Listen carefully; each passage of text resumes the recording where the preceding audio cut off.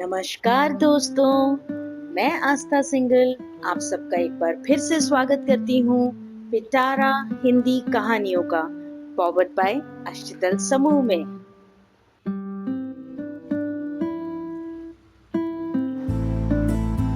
दोस्तों, आज मैं आपके समक्ष प्रस्तुत करने जा रही हूँ हमारे पिटारा फेसबुक ग्रुप के साप्ताहिक विषय यादों के झरोकों से में चुनी गई चयनित स्पेशल संस्मरण जो कि लेखिका मधु रतन जी ने लिखा है। उम्मीद करती हूँ आपको उनका लिखा ये संस्मरण बेहद पसंद आएगा।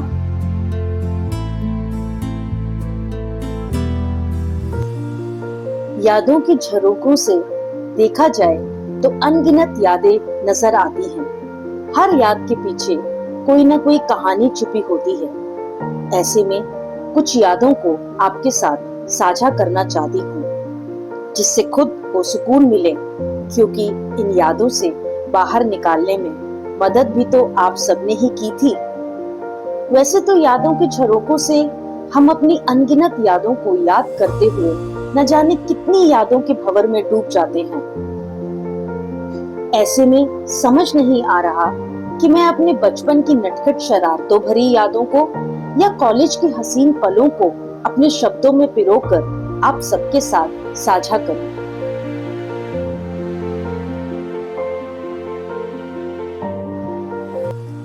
अच्छा, जरा बताओ तो, क्या कभी यादें पुरानी होती हैं?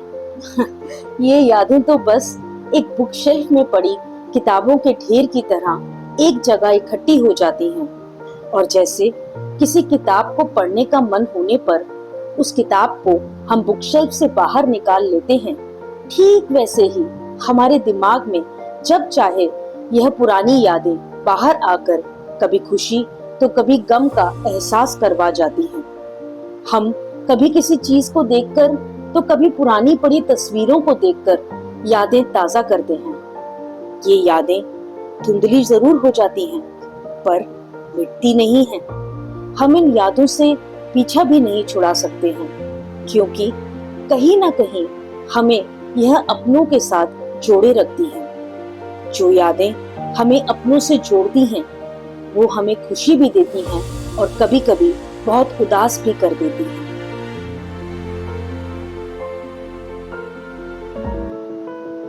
ऐसी ही एक याद है जिसे मैं हमेशा महसूस करती हूँ, और फिर कुछ खास दिनों में वह यादें खुद पर इतनी हावी हो जाती हैं कि ना खुद के मन पर और ना आंखों में से आ रहे आंसुओं पर काबू रह पाता है। ऐसी ही कुछ यादें जो अक्सर मेरा पीछा करती हैं, वह यादें हैं मेरी माँ और मेरे छोटे भाई ट्विंकल की। मेरे छोटे भाई की याद जितना मुझे अंदर तक जोड़ जाती है, उतना ही तोड़ भी जाती है। आज भाई की याद इतनी आ रही है तो सोचा क्यों ना यादों के झरोकों के जरिए उससे कुछ बात कर ली जाए। मेरे छोटे भाई ट्विंकल, तुम जहां भी हो खुश रहो और श्री चरणों में अच्छा स्थान पाकर शांति को प्राप्त करो। छोटे भाई, तुमने क्या कभी सोचा था कि तुम्हें यादों के झरोकों से निकालकर याद करूंगी? तुम्हें लगा होगा कि अब तो मैं अपनी जिंदगी में व्यस्त हो गई हूँ और ऐसे में तुम्हारे छोड़कर जाने की तारीख भूल गई होंगी। नहीं भाई, ऐसा तुमने सोचा भी कैसे?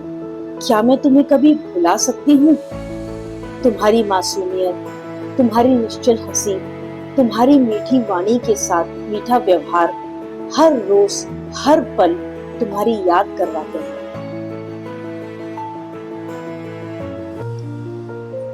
मेरे छोटे भाई ट्विंकल, तुम तो अपने नाम की तरह आकाश में चमकने के लिए कुछ जल्दी ही चले गए। फिर हम भी टूटे तारों से कुछ मांगने की चाहत में आकाश के हर तारे में तुम्हें ढूंढने लगे।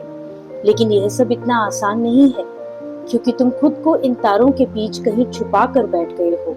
तुमसे बात करते समय आंखों में नमी आ जाती है। पर छोटे भाई, तुम बताओ, अपने भावों को कैसे व्यक्त करूं? सच कहूं तो तुमसे बहुत सी बातें करनी है, लेकिन समझ नहीं आता कि कैसे करूं। अब जब यादों के झरोकों से कुछ यादों को चुरा कर लिखने का मौका मिला है, तो सोच रही हूँ कि कैसे लिखकर बातों को व्यक्त करूँ और इसे किस पते पर भेजूं, क्योंकि तुम तो बिना बताए ऐसे स्थान पर चले गए जहाँ का पता भी नहीं है। तुम्हें याद कर तुम्हारे बारे में लिखने की कोशिश इसलिए भी करना चाहती हूँ क्योंकि तुम्हारा सपना था कि मैं हमेशा की तरह लिखती रहूं। अब देखो, मैं तुम्हें याद कर जब अवसादग्रस्त हुई तब शब्दों से बंधे रिश्तों ने ही तुम्हारी यादों से मुझे बाहर निकाला था। ऐसे में अपनी यादों के झरोकों से तुम्हारी याद को साझा करना तो बनता है ना भाई। बहुत कुछ लिखने की चाह में बस इतना ही कहना चाहती हूँ कि यादें अच्छी हों या बुरी, बस उन्हें याद कर यादों के झरोकों में सहेज कर रखना चाहिए। तो दोस्तों, कैसी लगी आपको मधुरतन जी की ये स्पेशल संस्मरण? उम्मीद करती हूँ कि आपको यादों से भरा और भावों से युक्त ये संस्मरण बेहद पसंद आया होगा। अब मैं आप सबसे इजाजत लेती हूँ।